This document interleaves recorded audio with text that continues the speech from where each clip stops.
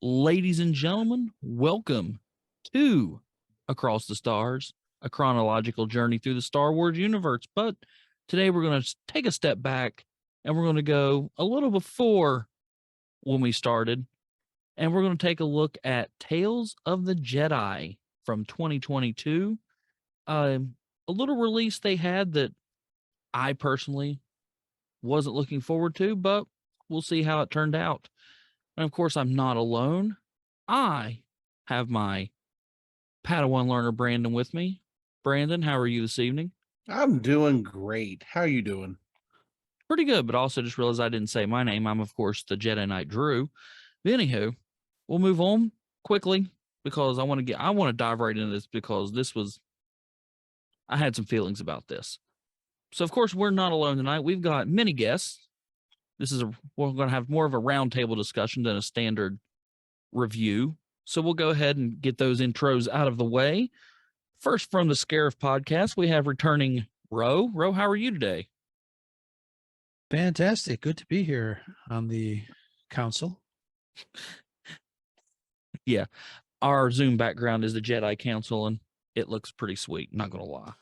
All right, and from the Extra Star Wars podcast, we have Sean. Sean, how are you today?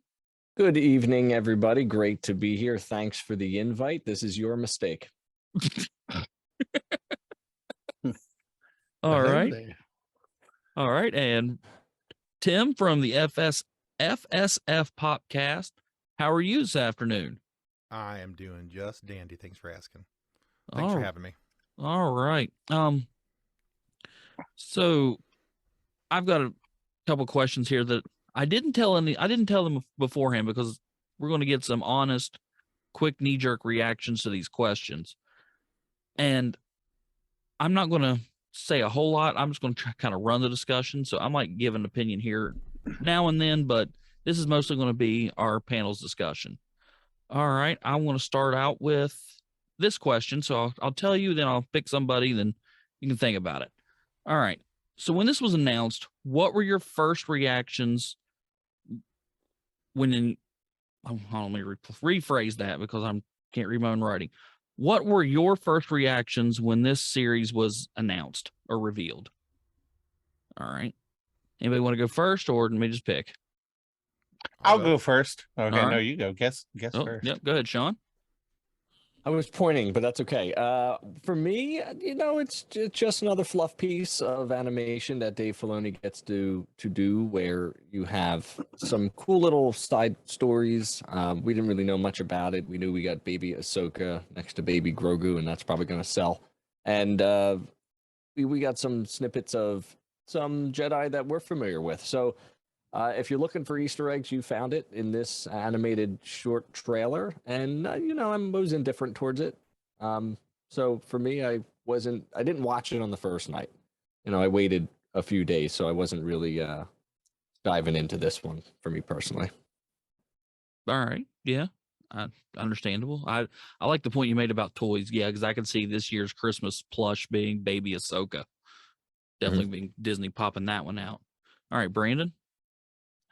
I was so excited for this that I didn't even know it existed until 3 days before it came out because I just don't follow news anymore like I used to, I guess. But I kind of agree with what he said. It's a piece of fluff, and for me, it's a step up from what I've said about the Clone Wars episodes, but it's still filler to me. It's good filler, but it's filler. All right. Tim?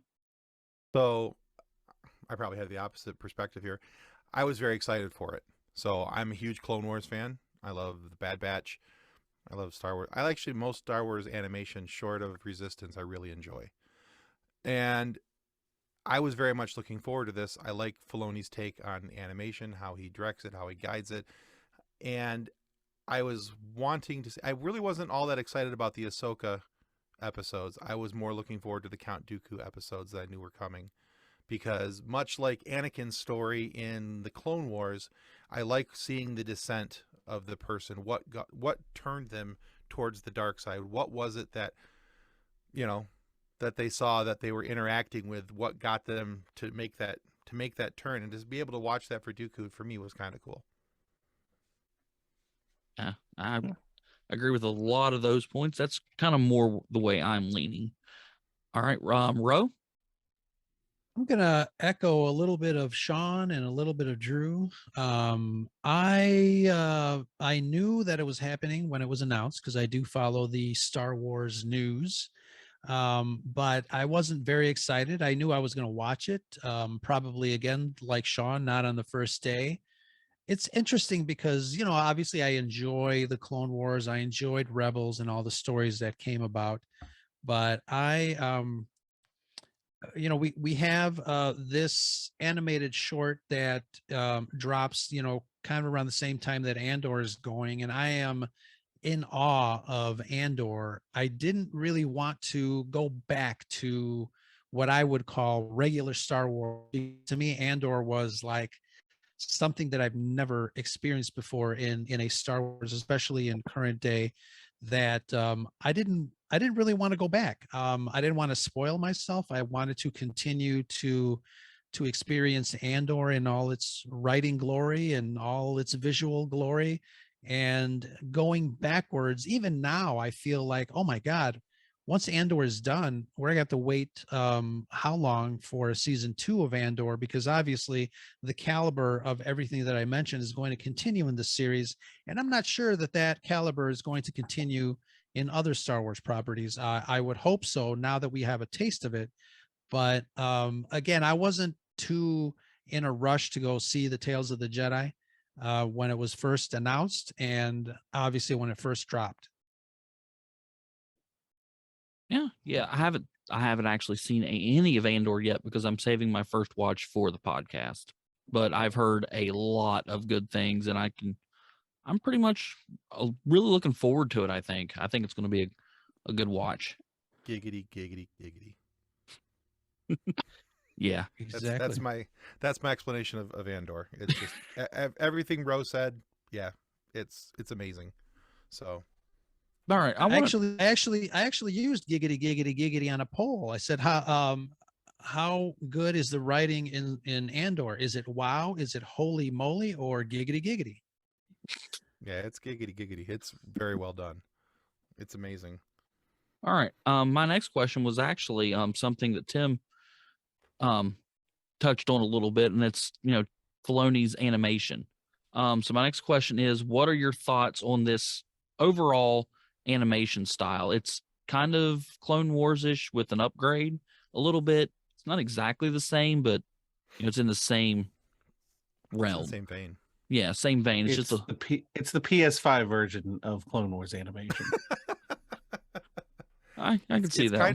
It's kind of a cross between Clone Wars and Bad Batch, because Bad Batch, even though it's a continuation of the story, it has some differences in animation and the style of animation.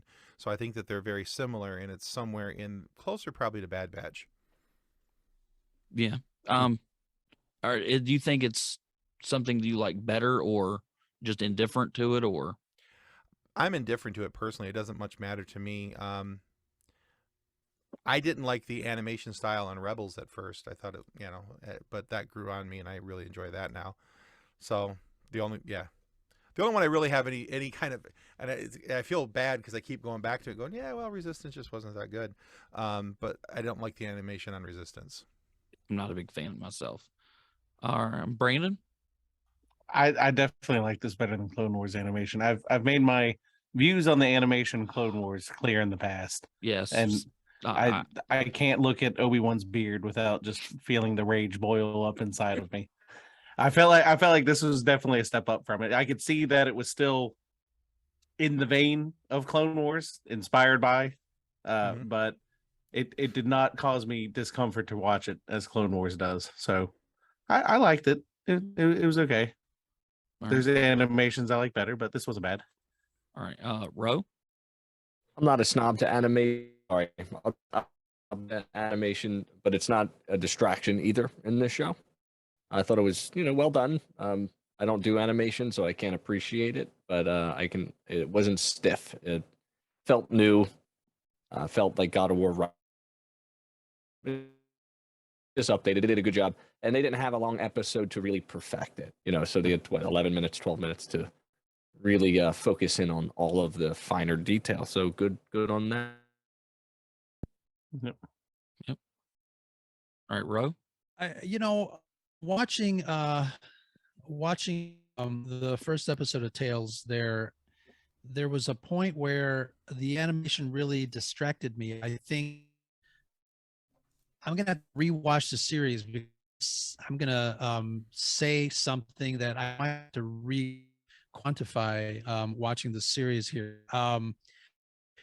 To me, it seemed the very first episode is very choppy and jumpy, and reflector came out of the he was jumping around to the crowd, and it seemed to me just very like weird and jumpy. When episodes were a little better, and I'm not sure, or I just got used to it, or even just ignored it and was telling saw each subsequent episode. I do want to I'm pretty sure, I'm thinking that the animation did get better as we got the older episodes or the older characters in these episodes, especially by the time we got to towards the end where we see Ahsoka training. I think when they went back to the Clone Wars style.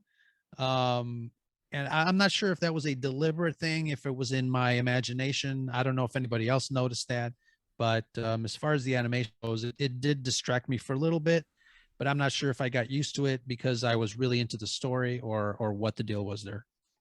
Well, I'll agree with that especially on episode 1, especially when it came to that roided up saber-toothed tiger. I thought the tiger's movements were very choppy and very I don't know what the word, Staccato. Sure, we'll go with that. But yeah, I wasn't too one with baby Ahsoka, but I think that it was past that, it was fine. It was just, I don't know if it was just that I got so hung up on the tiger and its movements that I was distracted and looking at other things. But I never noticed the Mount was announcing the birth and was jumping through the street. I never really noticed that he was, now that you mentioned, he was kind of jumping around like Jar Jar. Oh, I don't know if I noticed any, like, it's talking like maybe frame rate kind of thing, like a lower frame rate, or No, was it's it just like almost like choppy. Just the way it's drawn, Yeah. the movement of the creature himself. I have to go back and So- rewatch, I guess. I didn't pick up on it.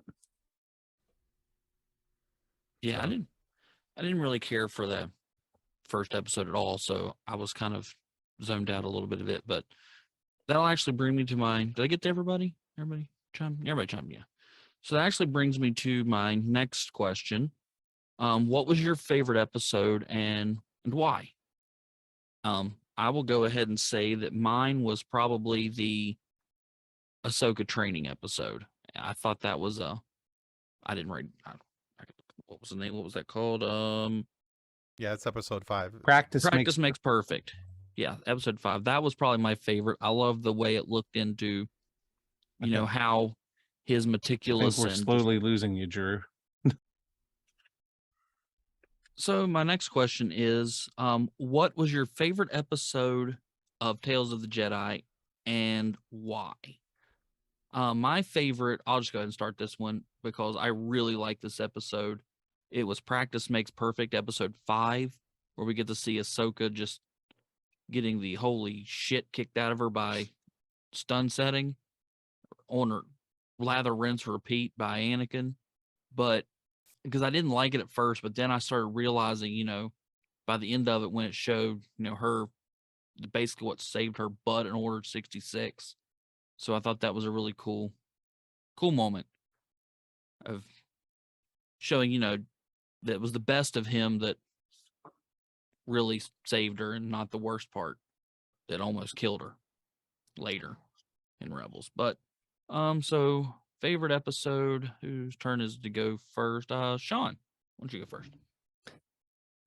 One of my favorite episodes was the Sith Lord, where we get a little bit of insight into Dooku and his motivations. Because I think I remember back when I was 10 and 11. I know, Ro, this is a long time for you, but the prequel trilogy came out when I was that age, so I was perfect demo.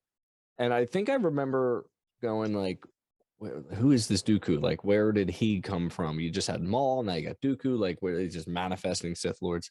So it was really great to see how he went from, kind of doing his thing for the Jedi, to a point, from a certain point of view, to why he sort of went that way.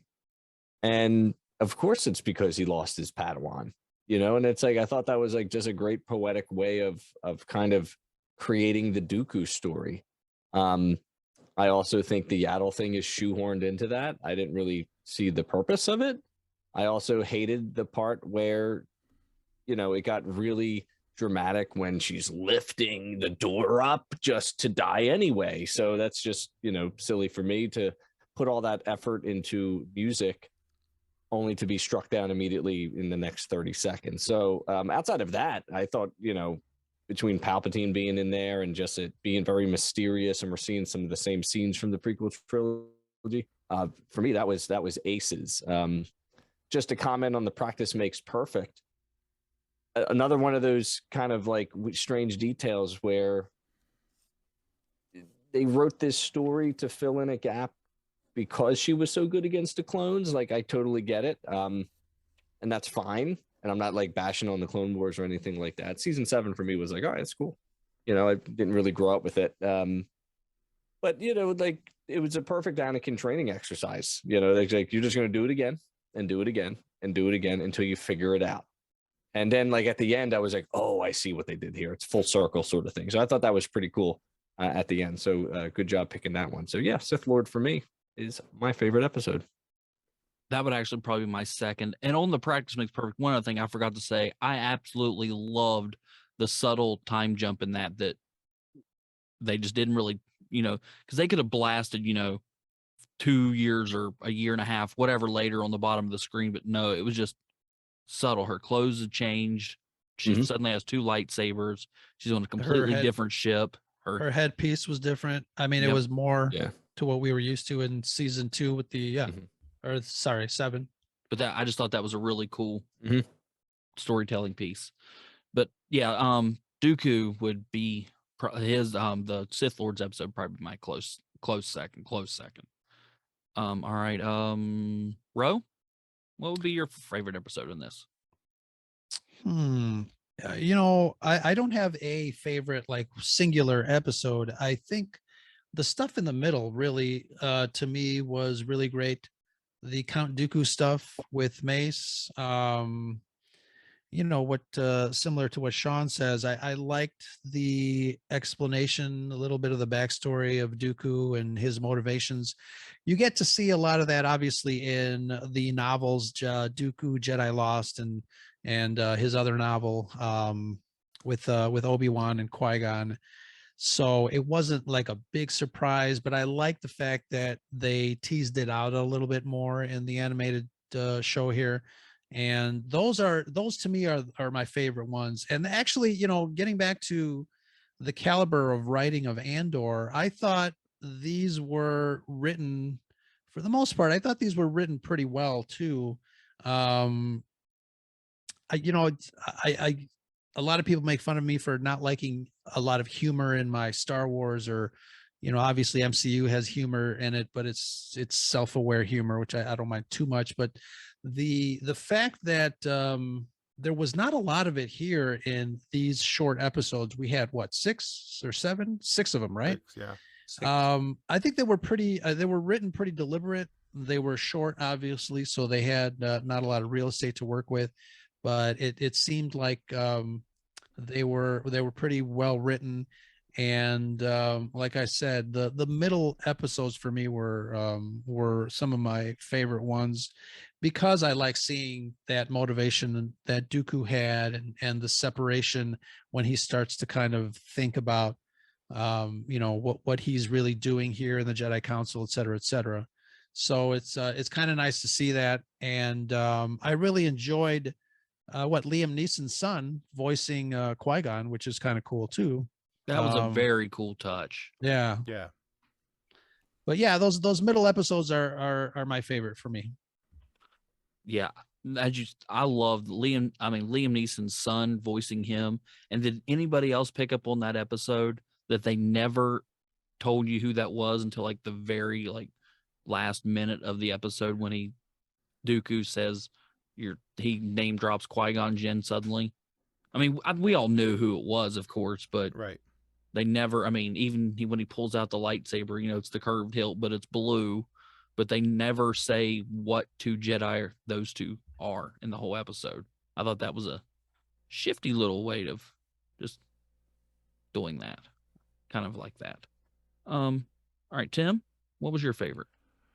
My favorite was also choices, and there's a line in there that I I really thought was cool, because it really shows Dooku's mindset of what was going on when they're Mace and he are talking about what had happened, and about bringing back the body and killing the senator and all the guards and everything. And he says, yeah, the council will be happy with our results. And Mace says, sure, they'll be happy with the results, but will they be happy with your tactics? And he just looks at him and goes, I have no problem explaining myself.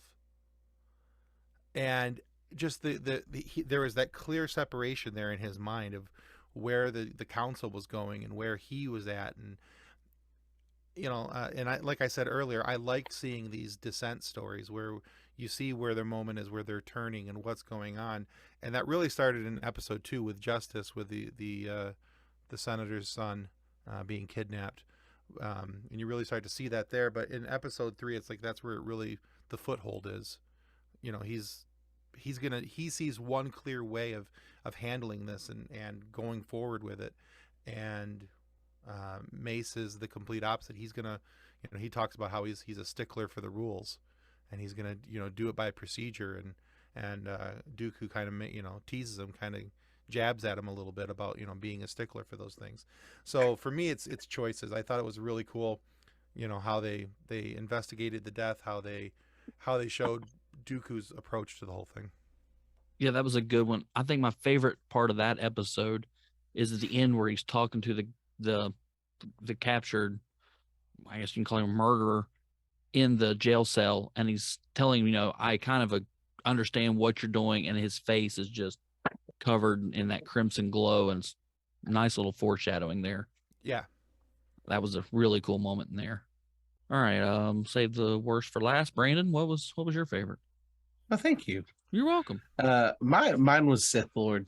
I liked, like as already been said, I liked the diving into the backstory of Count Dooku, because when the movie first came out, that was kind of a confusing thing too. Like, Dooku, Tyrannus, what is happening? I don't understand.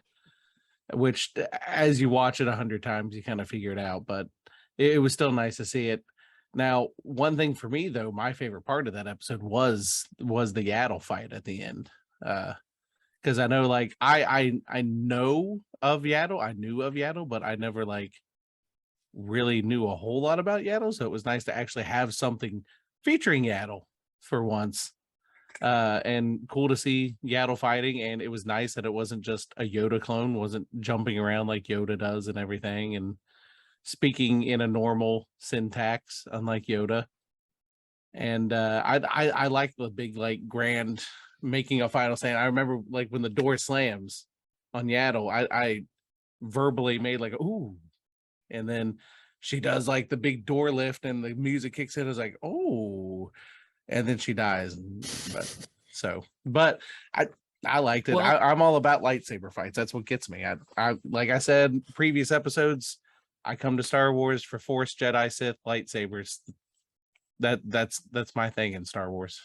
Well, watch that fight scene again when she picks the door up and the light pours in. Watch good old Uncle Palpy as he tries to cover his face Mhm. so she can't see who he is in case she would live. Brilliant little just subtle detail there.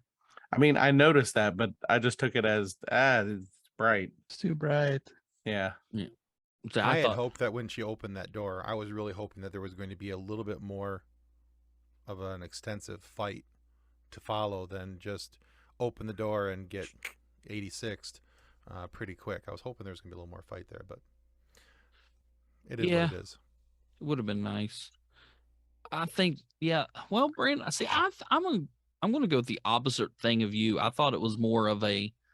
She fought a lot like Yoda. I mean, not quite as well because she's not Yoda, but I think it was the kind of same little. I'm going to use the flippy jump around.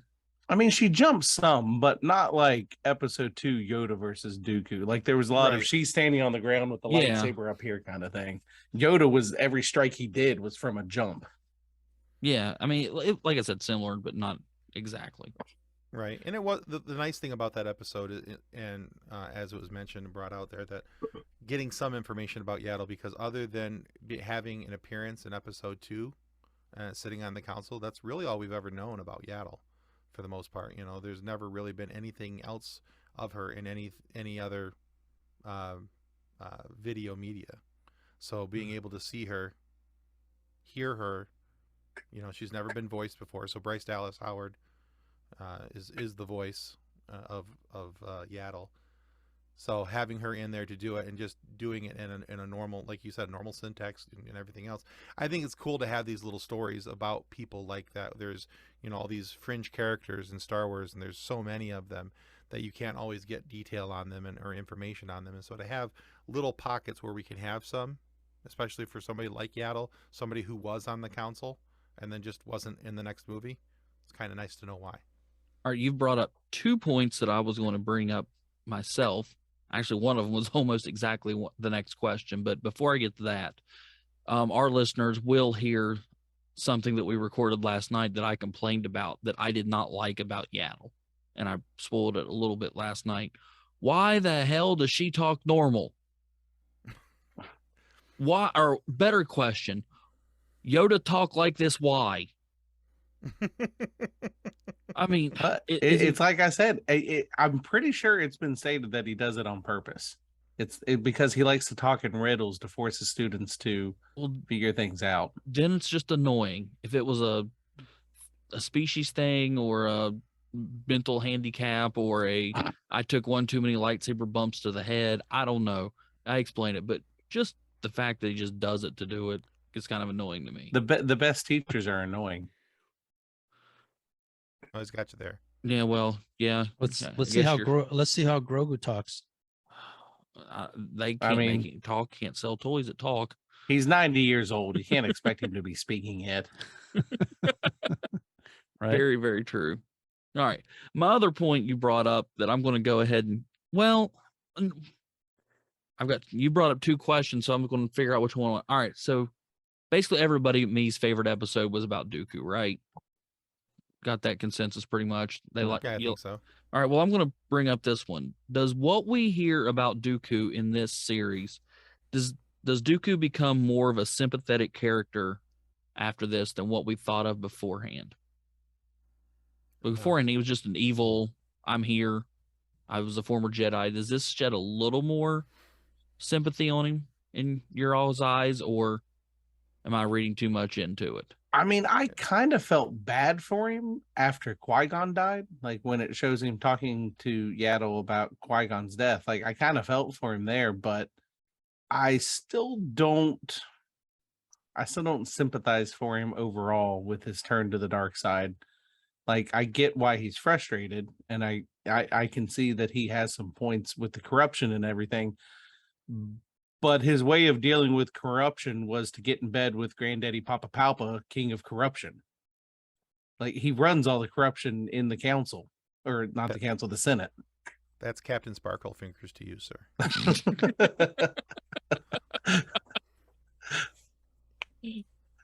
Yeah, well, yeah, I can kind of see that. Does anybody else? Does anybody other than me kind of feel a little more sympathetic for him? Not really. It No. creates shades of sympathy for him, but overall, no. Because even for Anakin, I have shades of sympathy for Anakin in the way that the way that he was deceived about the dark side and his descent into the dark side. You can really see why he did what he did. And this helps shed some light with Dooku and on why he did what he did. But in the end of the day, just like anybody else, you made your bed, you lie in it. And so yeah, there's some fallout to the decisions that were made. And so with Dooku, there's some fallout to the decisions that he made. And it is what it is. Yeah, I think when you look at the prequel trilogy and that's your only basis of reference, he's evil.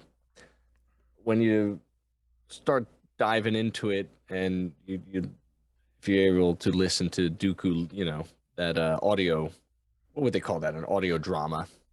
That was very good, and it gives you some insight into Dooku pre Darkness, which he was cool, like Sereno, and he's not exactly the crown jewel of his family, so he's already jaded. So I'm like, all right, that's building his character out. That's cool. And then you get this, which is more mass media, it's easily gettable through subscription and whatever. And I'm like, all right, this is good. This is really good motivational stuff to kind of paint a better picture of the Dooku character.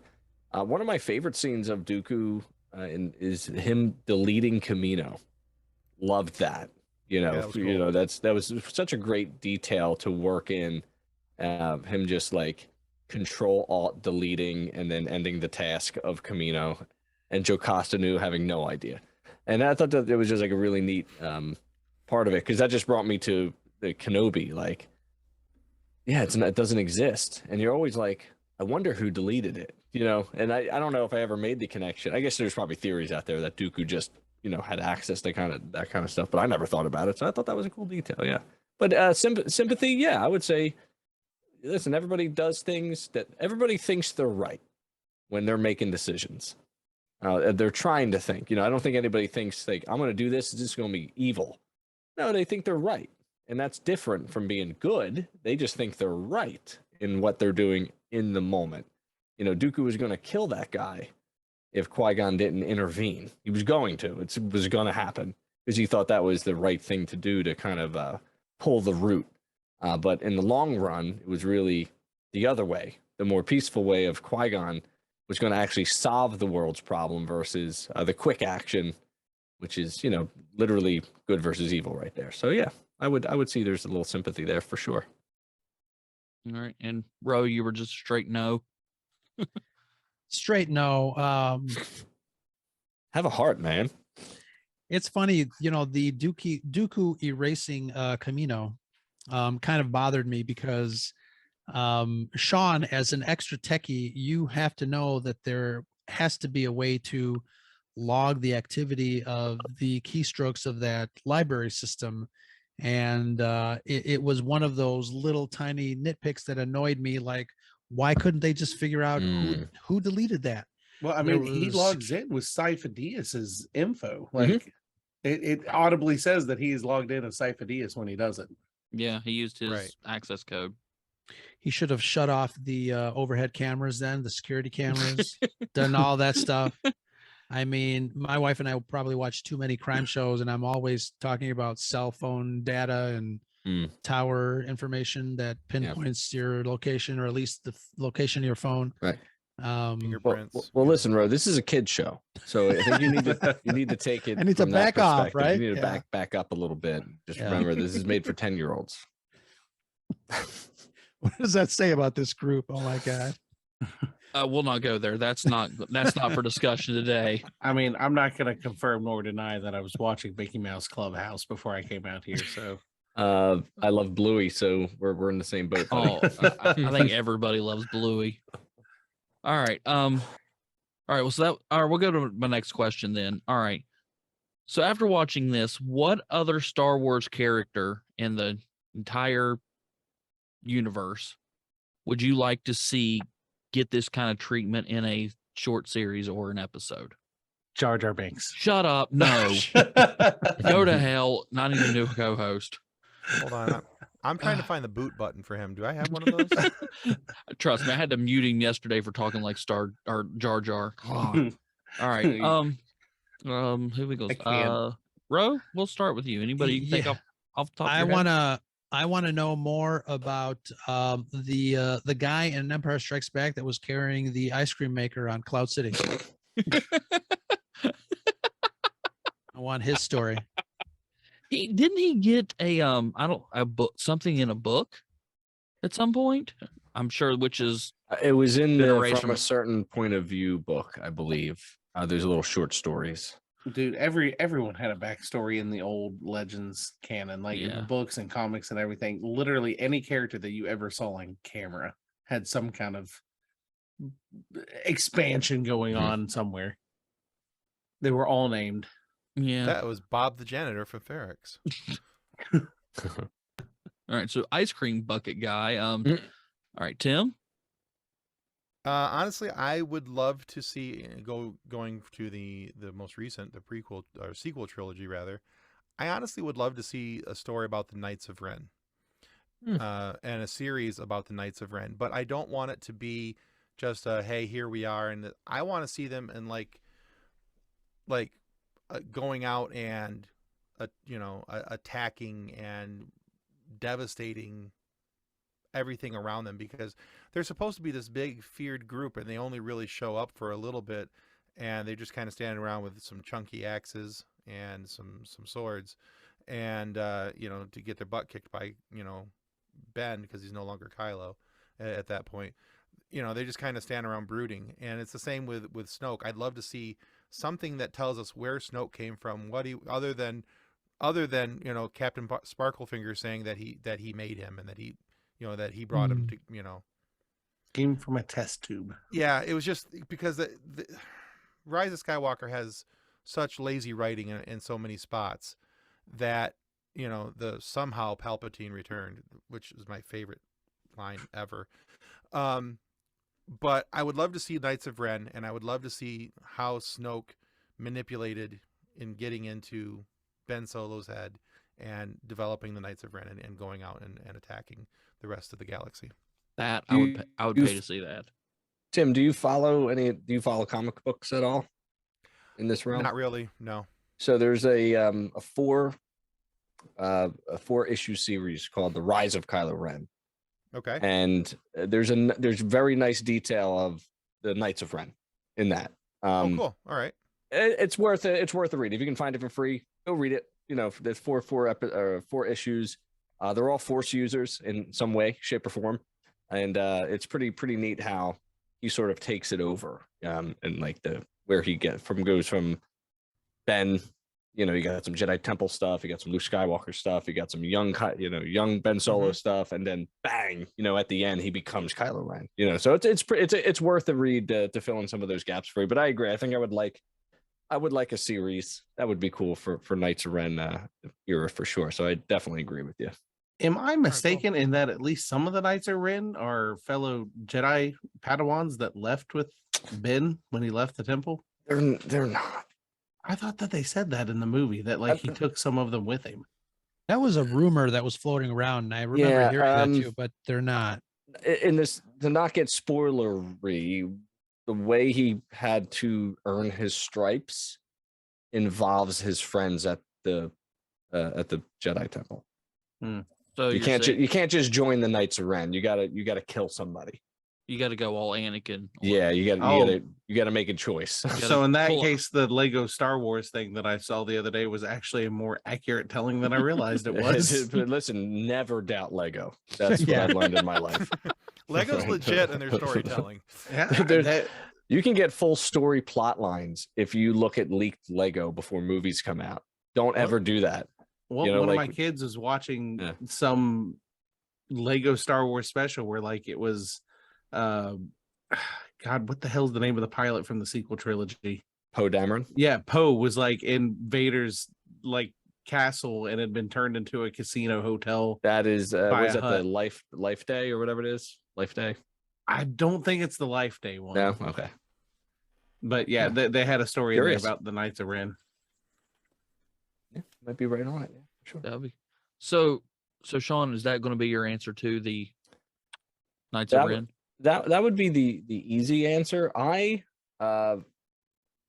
really want a series on normal stormtrooper life, like from start to finish, from recruitment to we're in the Empire and we got to be very mean, and then they get stationed on the Death Star and we all know what happens, and it's just fantastic because we get to see things on the Death Star that would be like, there was a book called Death Star prior to Disney, and it really just followed a couple of stormtroopers, and there was like 13 cantinas on the Death Star. Like there was normal recreational activities on the Death Star. So like I want to see like the weird and normal of the Empire, which is why kind of Andor is really hitting for me, because it's not all clean for the Empire, and that really interests me. So if we could get like a non-character series where we just get more insight into, like the garrison, the barracks, the minutia that happens inside there, that'd be cool for me. I'd be down with that. Yeah, that would be really nice. We kind of talked about that on our live show on the FSF podcast a couple weeks ago. But the viewpoint that we took on it is we would love to see that, but it would have to be filmed like The Office. Yes. Yeah. Oh, yeah. yeah. I'm Matt. I'm a That would radar be- technician. It would have to be filmed like that. Yeah, from filmed SNL. like yeah, For sure. Someone complaining that there's no Yeah. rails on any of the sidewalks. Right. Yeah, yeah, I absolutely. would- Exactly. I would watch that right now. I would in this meeting and be watching that. Figure out who's their Dwight. That's what I want to know. Yes. So Yeah.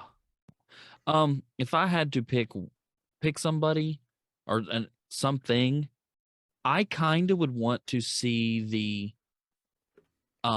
relationship building between Obi-Wan and Anakin between episodes 1 and 2, because that's a giant gap that we have, like, anything visual, no knowledge of, other than a couple lines of "you saved me here," all blah blah blah in some pit, but we don't have a lot of seeing that era. We have one source, but it's not canon anymore. Yeah. Visual. Go ahead. The Star Wars cartoon, the miniseries. Yeah, I know you Right. were going there. Yep. But yeah, that's probably what I pick. You just love, and go ahead. I know what's on your tongue. What's I on know- my tongue? I Yeah. don't know what's on my tongue. Yeah, you do. You say it every time you mention that cartoon. Who does it introduce us to? Oh, Asajj. Yeah, it tells us who the hell Asajj is, and we still don't know from watching the chronological order of the Clone Wars. It's just some random, really pale chick that takes her clothes off for Obi-Wan all the time. That's all Yeah. we got so far. All right. Yeah, he just loves that. So I'm going to go ahead and move to our final question. Mine was Chewbacca, by the way. Next to last question. Sorry, next to last question. Is there anything about this series that you would change, and what would it be if you would? Let's see. Brandon, you'd start. Maybe it's just me, but one thing that bugged me about the series overall was I didn't like how it was two completely separate storylines going back and forth. I felt like I would have enjoyed it more if it were an all Dooku going to the dark side, or an all life of Ahsoka, not baby Ahsoka, Dooku go bad, Ahsoka older, now we end. Like, I don't know. I just didn't get why it needed to be two separate stories told back and forth. And if maybe I missed something. Maybe there was something that interconnected them, and there was a big moral plot line that I missed out on completely. But if there was, I didn't get it. I don't understand why not just do a series on one or the other, unless you're just looking for content. I mean, there really was an overall arc between the two. What was the name of the first episode? Life and death, right? Exactly. Exactly. Uh-huh. That's your overall arc between both of them. I don't follow. Okay. I don't have time to sit and explain it. I think I agree with you, Brandon. I think when you have a title called Tales of the Jedi, but they only focused on 2. Mhm. I think they had a missed opportunity to actually span the entire Star Wars series. Yeah. Now, see, if it was a bunch of different random tales of random Jedi, that I Right. could get behind, like a Kit Fisto episode. I love Kit Right. Fisto. Kit Give me Fisto, Plo give me Koon. one. Yeah. Yeah. Yeah. I would like to Even have seen something like that. even Luke post Return of the Jedi would be cool. I've had enough of Luke. Well, yeah, but still, but if they bring it from prequel era to or OT to ST, it would have been a marriage of what they're trying to do. Right. Do you think Or we'll get just a, or just structure it differently, like you said. I was like, okay, they reeled us in. Their marketing was Baby Ahsoka. Everybody goes crazy. I don't care. And then I watch that episode and I go, I hope it's not going to be like this. And then they got me with the next 3, and I was like, all right, cool. And then they're back to older Ahsoka, and it's like, okay, cool. I like it. Why am I watching this? And then it's over, and I'm like, all right. I was entertained. That's what I can say. There was a lot of good stuff in there. Why is it called Tales of the Jedi? I'm just confused by it. You know what I mean? So it's like, for me, is they missed an opportunity. Maybe there'll be season 2 and they'll explore more. Who knows? that was going to be my next thing. Do you think we'll get a season 2? Possible. I mean, Actually, I actually thought the Tales of the Jedi would be more than just these 2 Jedis, but now, reading the titles of these episodes, obviously the characters do this. One of them goes up, the other one goes down from being a Jedi going down, and the other one is nobody, and then she goes up to be a Jedi. So it's kind of a weird little juxtaposition and character moments in this series, and I think maybe that's the reason for it. But I do feel that maybe it should have been. But here's the thing, if it was just one single story, we have 6 episodes. If it was one single 15-minute episode on a Jedi, would it have been as equally important to the resolve of any of these stories, or was it better to do it this way, because then we can see a more of a story arc rather than just one solo episode on one particular Jedi? I don't know. I got more value out of the Dooku stuff because I learned some things Right. than the Ahsoka stuff, which a lot of that was like established. Like, we know she's a great warrior.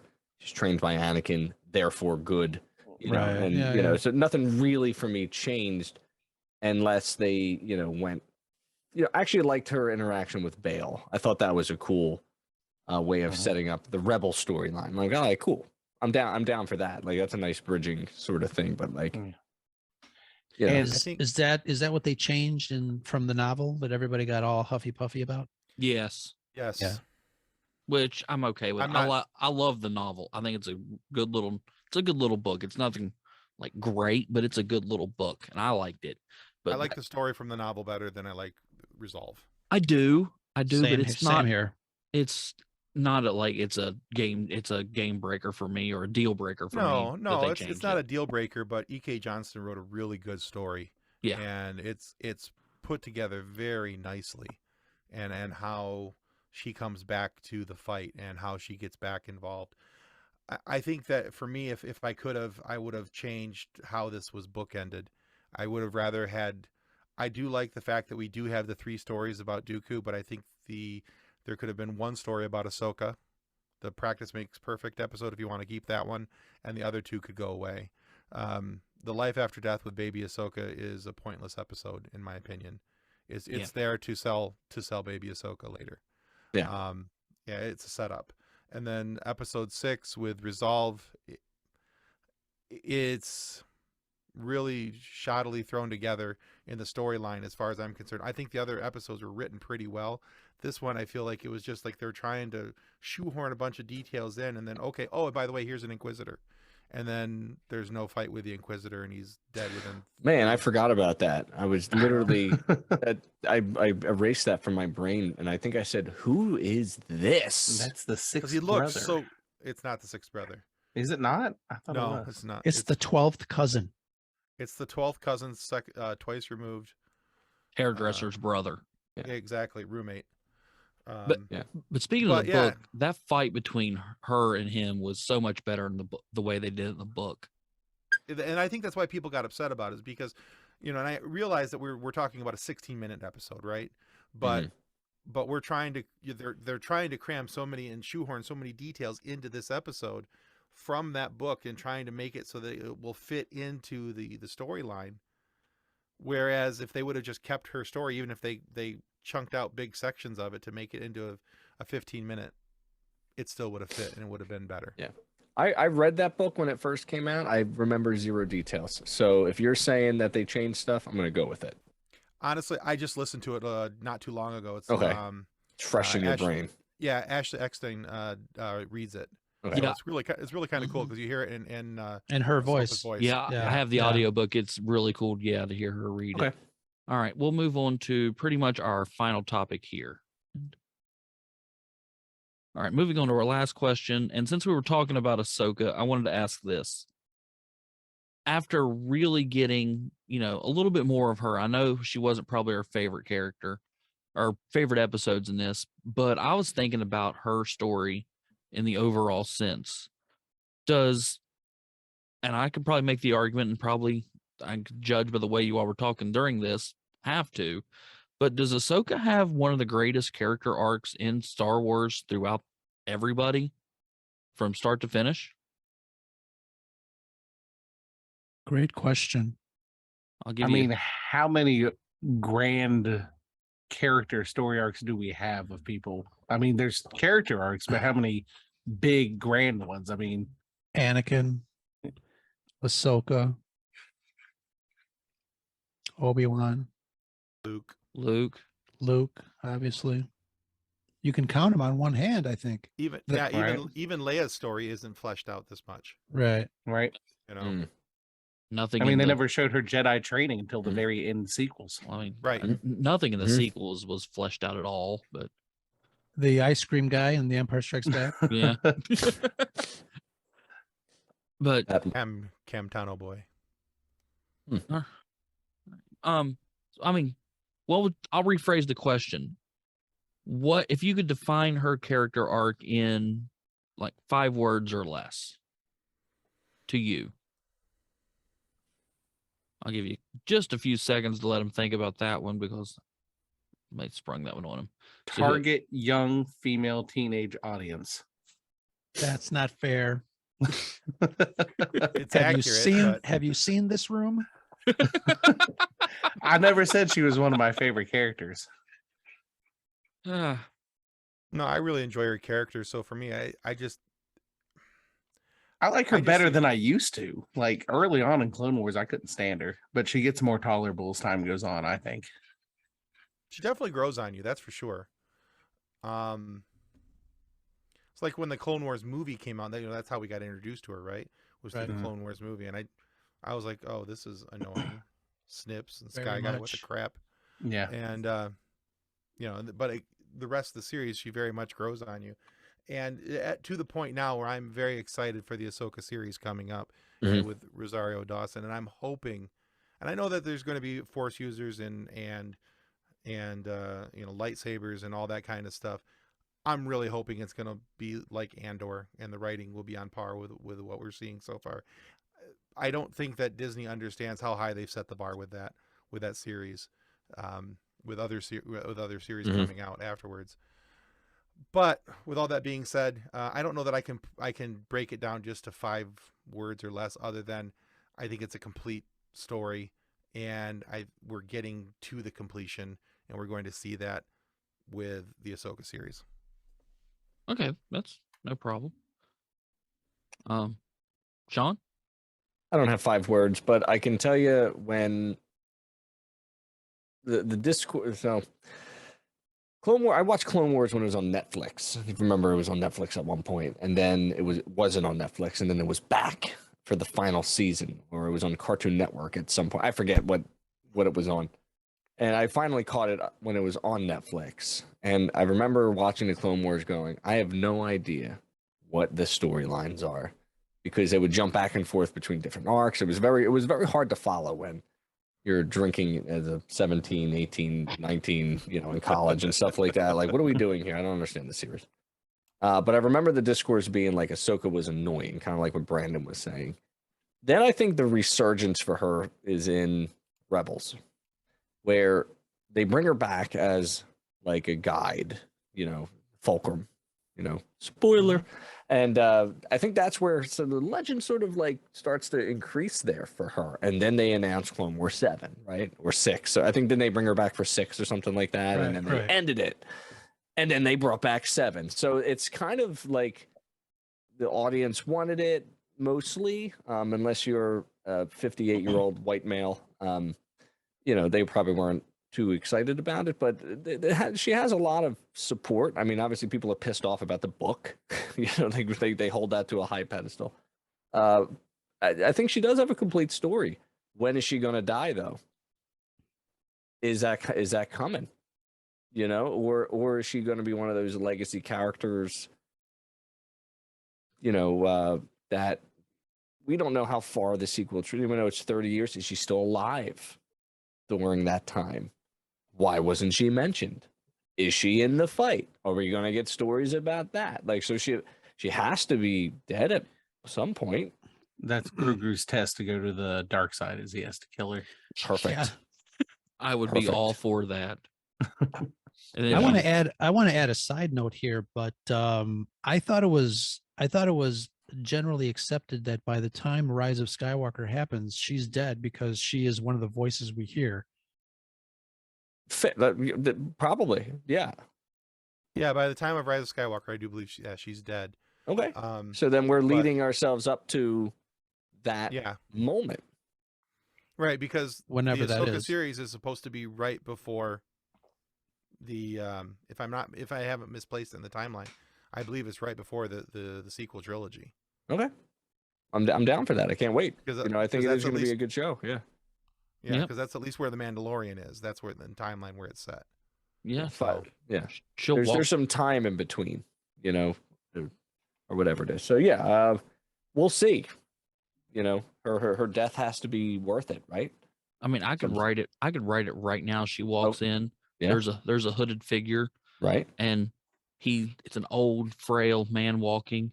He pulls his head back, and she goes, "Jar Jar," and right through the chest, just There it done is. right there. Just Misa a- told you.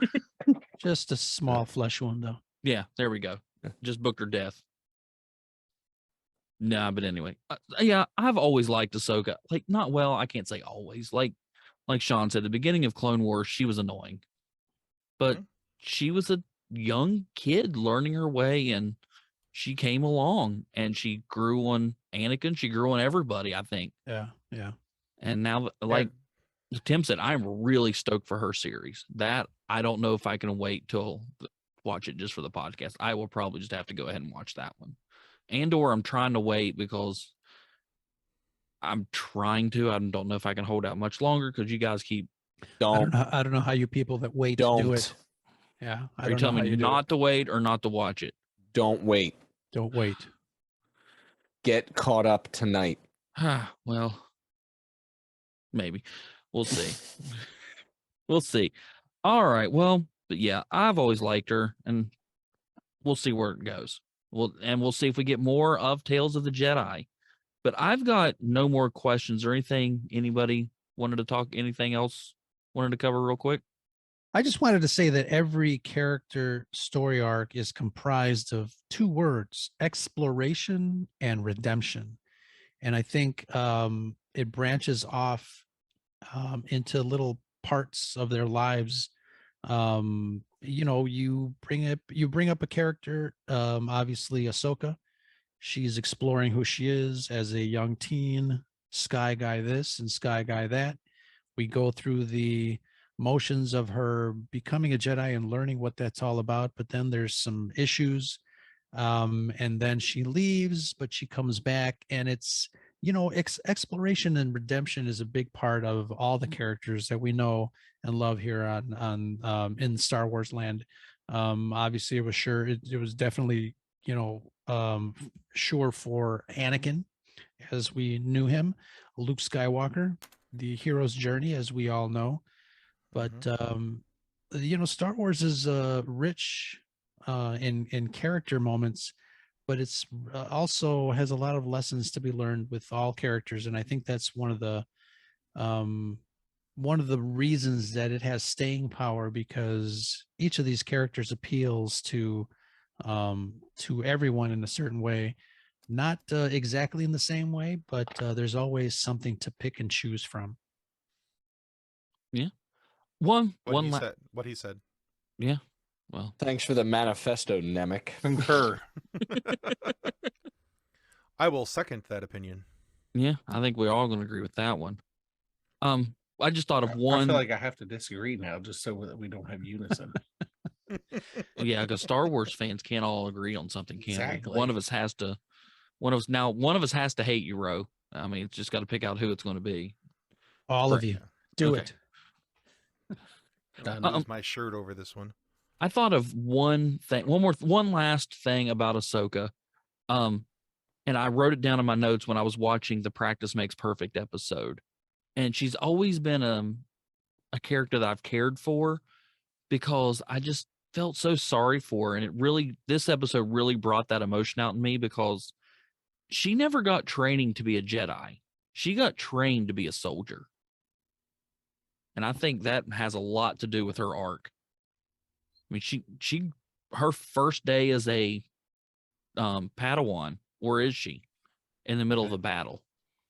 And for her rest of the time being a Jedi until she leaves, when she realizes what's going on, she's a soldier, not a Jedi. Well, they were one and the same at that point in time. Yeah. I mean, they called themselves peacekeepers, but they were soldiers. They were soldiers with laser swords. Yeah. Shouldn't have been, Yeah. but they were. And I think See, that's part of the I've always Palpatine felt wasn't bad for wrong. her. Yeah, I've always felt bad for just from the standpoint of knowing that she was taken from her family at a young age, like all Oh, Jedi and all boo-hoo. Padawan, and that she was thrust into this life at 15 years of age, which is basically where we first meet her. She's about 14, 15 years old in the series. So, that's why, again, you go back to Tales of the Jedi, I would rather see the life and death episode be about, instead of her, riding majestically on the back of a roided up Diego. saber-toothed tiger. Yeah, Diego, nice. Yeah, exactly. But I would rather have seen that be an episode about, the separation from her parents and how that impacted her, and that would have been, to me, a better episode about life and death and what it really meant, because of being pulled away from her life. And part of her probably, you have to assume part of her probably did die that day a little bit, because she's removed from her family. So, just a thought. I agree. All right. Well, I think we're going to probably go ahead and end it there. So I'm going to go ahead and just go around the table here, and I will let you tell our listeners where they can listen to your stuff. So we'll just go left or right. All right, Tim, you want to start? Sure. Hi, I'm Tim from the FSF Popcast. Hello. So we have a pre-recorded episode released every Friday morning. We do a live show every Monday night, and we have a 5 at 5 quick hitter episode every Wednesday conveniently at 5 p.m. Eastern Standard Time. But you can find us on all your favorite audio podcast provider locations, YouTube, and of course www.fsfpopcast.com. John? Okay, so we do Star Wars. That's one thing, but really the brand is Extra Techie. You can go to bio.link/Extra Techie. You find all the links there. The newest venture is separating some gaming content out to a new channel called Gaming Whenever, because I'm a dad of 2, almost 3, and gaming only happens whenever I can make it happen. So that's the channel. Amen. That's the Do channel you name. still get the game? That's a solid I name. will do it. It will sacrifice sleep and time and energy, and at the same time, I left because my daughter got up, and I had to put her right back into bed, and that's just the way it is, and that's sometimes it happens. So I don't have a set schedule, but when Star Wars happens, we get together every Tuesday nights, and we do a live show on the current whatever it is. So Andor obviously is everybody's doing it, so that happens about 9:30 p.m. over on the Extra Star Wars channel, and we do a bunch of different stuff. Like Annoy Row. That's what I do for a living. All right. Ro? I am Ro from the Scarif podcast. We are a pure, unadulterated nerd talk podcast, mostly Star Wars, but our nerdum kind of fans out to all aspects: Marvel, DC, movies, comics, whatever. You can find us wherever you find your other favorite podcasts, on all podcatchers everywhere. We are part of the Red 5 network. You can check us out at bio.link/Red5. Thank you for that, Sean. All right, Brandon. Yeah, you can check out me and Drew at Across Stars Pod on the Twitterverse .com's website, Twitter.